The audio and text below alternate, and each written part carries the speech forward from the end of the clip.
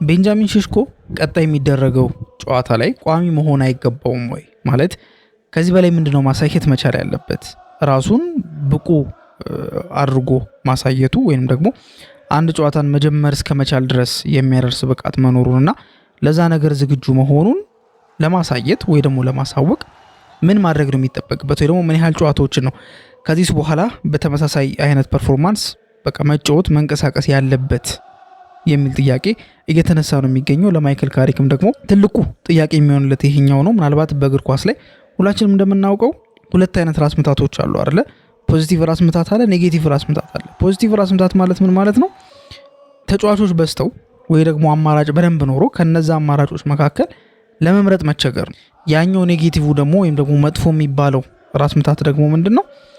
በቃ አማራጭ ታቶ ወይም ደግሞ በሚገባው ልክ አማራጮች ሳይኖሩ ቀርተው ከዛ በኋላ በእንደዚህ አይነት ነገር ውስጥ ሲጨናነቅ ወይም ደግሞ በእንደዚህ አይነት ነገር ውስጥ በቃ ጫና ውስጥ ሲገባ እሱ ደግሞ ኔጌቲቭ የሚባለው ሄዴክ ወይም ደግሞ ኔጌቲቭ የሆነው ራስ ምታት ይሆናልና አሁን ላይ ማይክል ካሪክ ወይም ደግሞ ማንቸስተር ዩናይትድ ፖዚቲቭ የሚባለው ራስ ምታት ላይ እንዳሉ ነው እየተነገረ ያለው ወይም ደግሞ እኛ የምንረዳው ያንን ነው። ከዛ ውጪ ደግሞ ብራያን ምቡሞ በፎልስ ናይን አይደለም የሚጫወተው፣ ብራያን ምቡሞ ትክክለኛ 9 ቁጥር እየሆነ ነው የሚጫወተው ብሎ ማይክል ካሪክ ተናግሯል። ምናልባት ብዙዎቻችን ስንመለከትም የነበረው ከዚህ በፊትም ደግሞ ብራያን ምቡሞ ፊት ለፊት ላይ በሚጫወትበት በሚሰለፍበት ሰዓት ላይ በአስተኛ 9 ቁጥር ቦታ ነበረ ይሰለፍ የነበረው። ሩበን አሞሪም በነበረበት ሰዓት ላይ በሼሽኮ ሲገባና በምቡሞ ሲገባ ተመሳሳይ አይነት ቅርጽ አይኖረውም፣ ተመሳሳይ አይነት ፎርም አይኖረውም።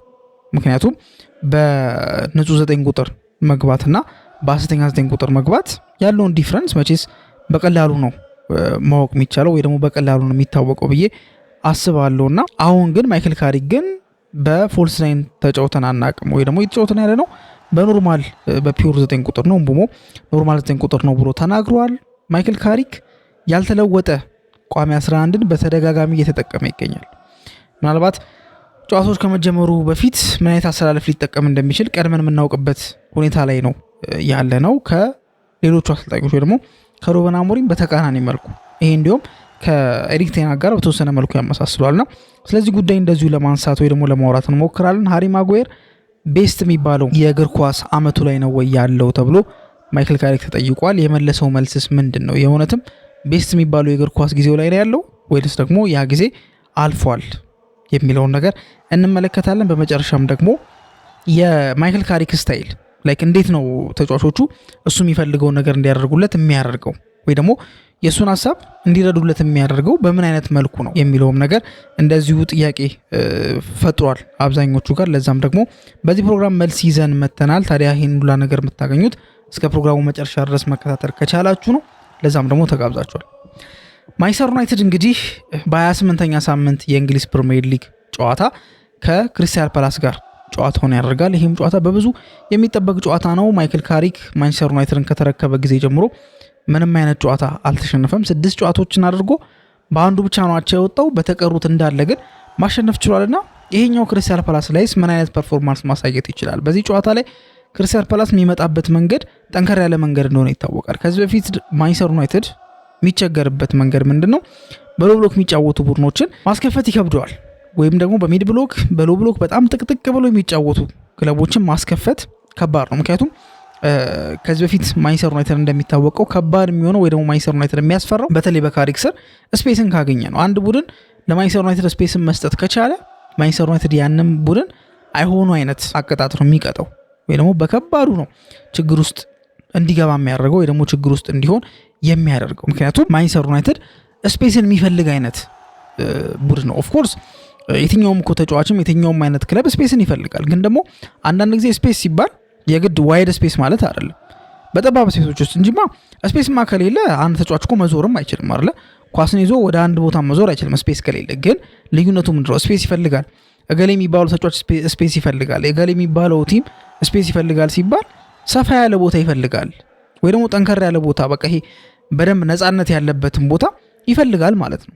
ሌላ ምንም የለውም። እና በዛ ነገር ውስጥ ስለሆነ ማንቸስተር ዩናይትድ ኤክሴል የሚያደርገው ልክ እንደዚህ እንደ ክሪስታል ፓላስ አይነት ደግሞ ስፔስን የሚከለክሉ ቡድኖች ማንቸስተር ዩናይትድ ሊያስቸግሩት ይችላሉ ተብሎ እየተነገረ ይገኛል። ታዲያ በዚህ ጨዋታ ላይ ከሚነሱት ጥያቄዎች መካከል አንደኛው በጉዳት ውጪ የሆኑ ተጫዋቾች ለምሳሌ ማቲያስ ዴሊክት እና ሜሰን ማውንት እንዴት ነው ወደ ሜዳ ይመለሳሉ የሚል ጥያቄ ቀርቦለት ነበር ለማይክል ካሪክ።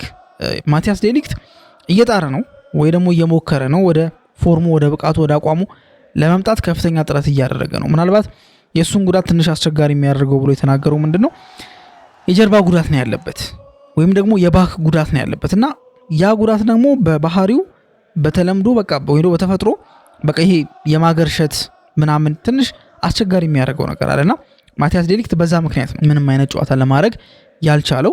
እንደዚሁም ደግሞ ከሜዳ ሊወገድ የቻለበትና ሜዳ ውስጥ መምጣት ያልቻለበት ለማንቸስተር ዩናይትድ ግልጋሎት መስጠት ያልቻለበት ምክንያት እሱ ነው። ሜሰን ማውንት ግን የሳር ላይ ልምምድ እንደጀመረ ማይክል ካሪክ ተናግሯል። ማለትም ሜዳ ውስጥ እየተለማመደ ነው። ይሄ ማለት እየቀረበ ነው። አንድ ተጫዋች ጉዳት ላይ ሆኖ ከዛ በኋላ ወደ ሳር ላይ ልምምድ የሚሄድ ከሆነ የሆነ አንድ ስቴፕ ክሎዝ እየሆነ ነው፣ ወደፊት እየተጠጋ ነው ምናምን በቃ አለ አይደለ ጫን ለማለት እየሞከረ ነው። ሶ ይሄ ነገር በፖዚቲቭ የሚነሳ ነገር ነው። ከዛ ውጭ ሌላኛውና ዋነኛው ጥያቄ ደግሞ ቤንጃሚን ሼሽኮ እስከ መቼ ድረስ ነው ከተቀያሪ ቦታ እየተነሳ የሚጫወተው? መቼ ነው ድል የሚሰጠው? መቼ ነው ቋሚ 11 ውስጥ የሚገባውና ላይክ ይሄ ምንድነው ፊኒሸርና ስታርተር የሚሏቸው አሉ አይደለ? ቋሚ 11 ውስጥ የሚጀምሩ አሉ፣ የሚጨርሱ አሉ። ስለዚህ ጀማሪ የሚሆነው መቼ ነው? በመጀመሪያው 45ስ ጎል የሚያስቆጥረው መቼ ነው? ማለት ያው በመጀመሪያው 45 እየተጫወተ ስላልሆነ በመጀመሪያው 45 እያስቆጠረ አይደለም አይደለ? ስለዚህ መቼ ነው በመጀመሪያው 45 ጎል የሚኖረው የሚለው ጥያቄ በሰፊው እየተነሳ ይገኛል። ለማይክል ካሪክም ታዲያ ይህንን ጥያቄ ቀጥታ አቅርቦለት ነበር። ላይክ መቼ ነው ይሄ ልጅ ቋሚ 11 ውስጥ የሚገባው?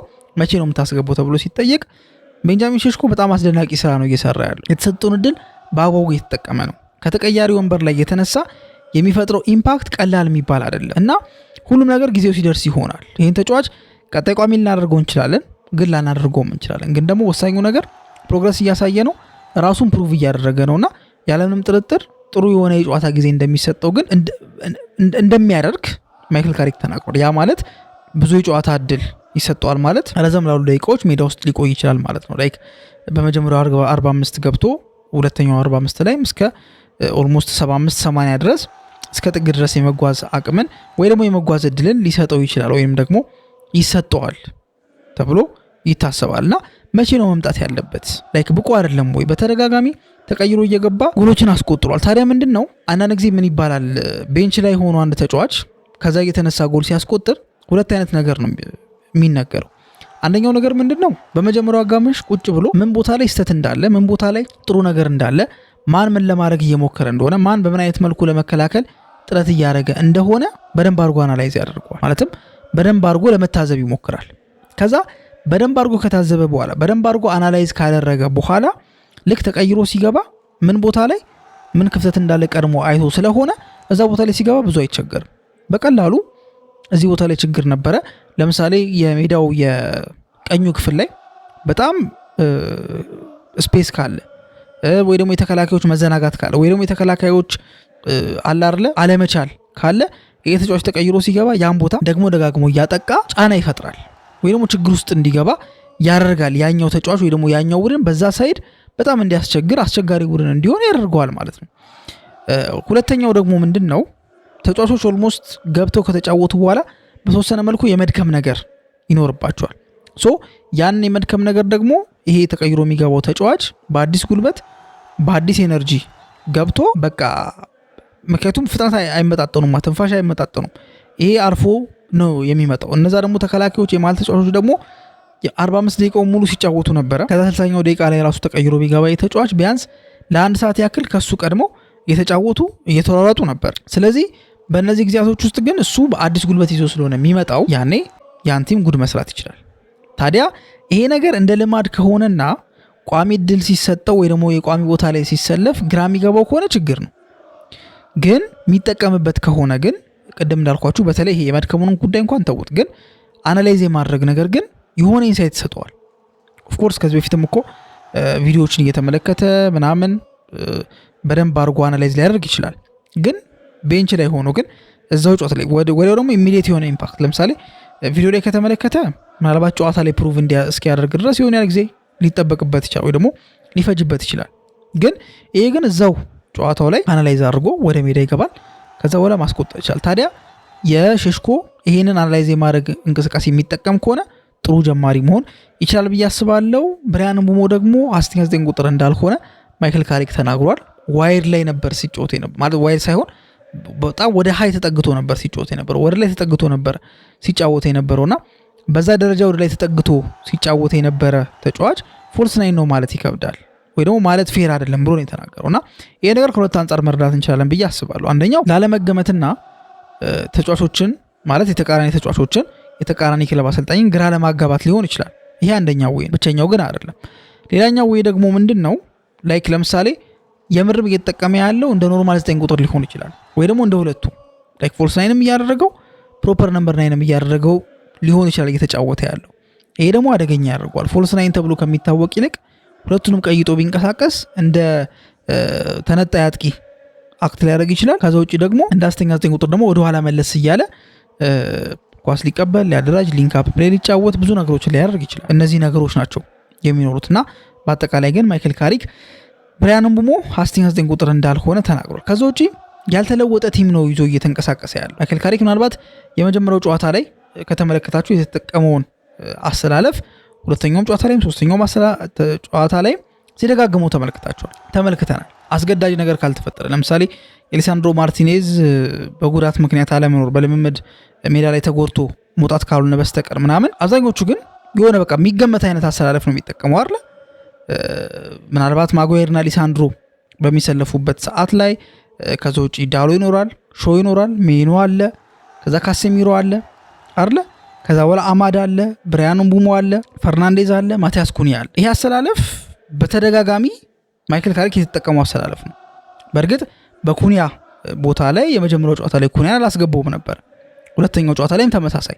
ግን ከዛ በኋላ ግን በቃ እየደጋገመ ነው ሲያስገባ የነበረውና አንቺ እንጂ የሆነ ቲም መጠቀሙ ወይ ደግሞ የማይቀየር ቲም መጠቀሙ ምንድነው ጥቅሙ ከተባለ ራሱም እንደተናገረው አንደኛው ሞመንተም ቢውልድ ለማድረግ ይጠቅማል። ተጫዋቾች አብረው በተጫወቱ ቁጥር በደንብ ቦንዳቸው እየጠነከረ ለተጋጣሚ ቡድን ደግሞ ያንን ቦንድ ለመስበር የሚያስቸግር ያደርገዋል። ሌላኛው ደግሞ ማንቸስተር ዩናይትድ በአንድ ሳምንት አንድ ጨዋታ ነው እያደረገ የሚገኘው። አሁን የባለፈውን የኤቨርተኑን ጨዋታ ደግሞ ከማድረጉ በፊት በሁለት ሳምንት ነው አንድ ጨዋታ ያደረገው። ሶ በእንደዚህ አይነት መልኩ ባለበት ሰዓት ላይ ለተለያየ ለሮቴሽን አይመችም ወይ ደግሞ ለሮቴሽን አስገዳጅ ሁኔታ ውስጥ አይገባ። ካራቦ ካፕ ላይ ቢኖርበት ኖሮ ኤፍ ኤ ካፕ ላይ ቢኖርበት ኖሮ የአውሮፓ ውድድር ላይ ቢኖርበት ኖሮ ሮቴሽን ግድ ስለሆነ አንቺ እንጂ የሆነ ቋሚ 11 ይዞ ለመቀጠል ትንሽ ያስቸግራል። ግን ማንቸስተር ዩናይትድ ፕሪሚየር ሊግ ብቻ ነው ያለበት። ስለዚህ ያልተለወጠ አንቺ እንጂ የሆነ ቋሚ 11 ቢጠቀም ብዙም የሚገርም ነገር አይደለም ማለት ነው። እሱም የተናገረው ከነዚህ ፖሲቢሊቲዎች መካከል በአንዱ እንደሆነ ነው። ከዛ ውጪ ደግሞ ማጓየር ቤስት የሚባለው ይር ላይ ነው ወይ ያለው ተብሎ ተጠይቆ ነበር። ምናልባት ማጓየር አሁን እያሳየ ያለው ፐርፎርማንስ ኦፍ ኮርስ ቤስት ነው ሊባል ይችላል። ግን በዚህ ፐርፎርማንሱ አይደለም 80 የወጣበት እኮ ከዚህ በፊት በነበረው ፐርፎርማንሱ ነው። ታዲያ ፒክ የሚባለው እሱ እንደሆነ ነው ብዙዎች የሚናገሩት።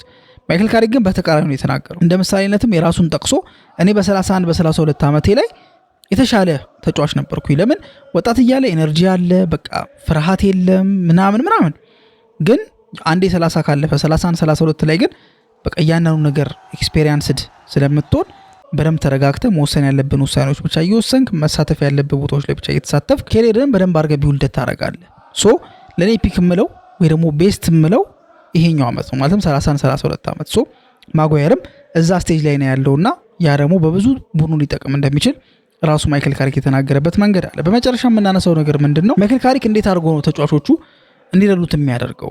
ላይክ አሁን እያደረጉ ያሉትን እንቅስቃሴ ከተመለከትን ተጫዋቾቹ ካሪክን ሰምቶት እንደሆነ ግልጽ ይመስለኛል አይደል? ካሪክን ሰምቶት የካሪክ አጫወት ስቧቸው ተረድተውት ምን ማድረግ እንዳለባቸው አውቀው ነው። ታዲያ ማይክል ካሪክ በሚናገርበት ሰዓት ላይ አንደኛ እኔ በሲምፕሊሲቲ ነው ማምነው ወይ ደግሞ ነገሮችን ቀለል በማድረግ ነው ማምነው እና ለተጫዋቾች ቀለል ባለ መልኩ ባስረዳው ቁጥር እነዚህ ተጫዋቾች መረዳት ይችላሉ። ግን ቀለል አድርጌ ነው ማስረዳቸው ማለት ዲቴል የለውም ማለት አይደለም፣ ሃርድ ወርክ የለውም ማለት አይደለም አለው። ግን አትሊስት ሊረዱት ይገባል። ሃርድ ወርኩን ከዛ በኋላ ያመጡታል። መጀመሪያ ግን ሊገባቸው በቃ ምን ለማድረግ እንዳለባቸውና እኔ ምን ላደርግ እንደፈለኩኝ ማስረዳት አለብኝ። ያ ከገባቸው በኋላ ቀጣዩን ማድረግ ይችላሉ ብሎ ነበረ ተናግሮ የነበረውና እውነትም ተጫዋቾቹ በዚህ ደረጃ ቀሏቸው እንዲጫወቱ ያደረገው በጣም ጨዋታውን ስለተረዱትና ካሪክም ደግሞ ያስረዳበት መንገድ የሚጠቀመው ሜትር ለተጫዋቾቹ ስለሰራ ነው። ስለዚህ ይሄም ለማይክል ካሪክ ክሬዲት እንድንሰጠው ያደርጋል ብዬ አስባለሁ። የናንተስ ግን ሐሳብ ምንድነው? ስለዚህ ጨዋታ ምንድነው የምታስቡት የሚለውን ነገር ደግሞ በኮሜንት ሴክሽን ላይ ታስቀምጡልን እንጠይቃችኋለን። በቀጣይ ፕሮግራም እስከምንገናኝ ድረስ መልካም ጊዜ ይሁንላችሁ።